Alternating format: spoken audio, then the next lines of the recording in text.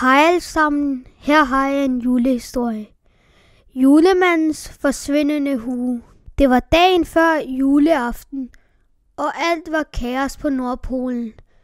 Julemanden løb rundt i værkstedet og ledte overalt.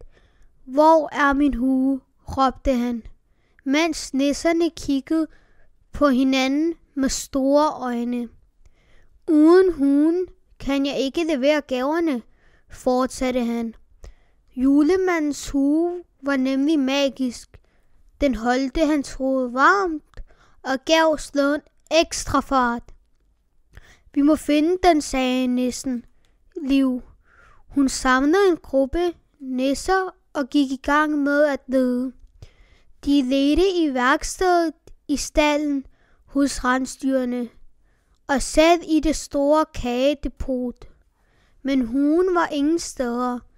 Pludselig kom rensdyr Rudolf løbende. Han havde noget rødt hængende i sit gevær. Rudolf, du har fundet den, råbte Liv. Hun løb hen og tog huen af Rudolfs gevær. Det må være blæst væk, da vi var ude og træne med slæden, sagde Rudolf undskyldende. Julemanden satte huen på hovedet og smilede bredt. Nu er alt klar, sagde han og hoppede op i slæden. Nisserne og rensdyrene vinkede, da julemanden fløj op mod himlen. Sin magiske hue og sådan blev alle julegaver leveret i tide. Slut. Tak fordi I lyttede.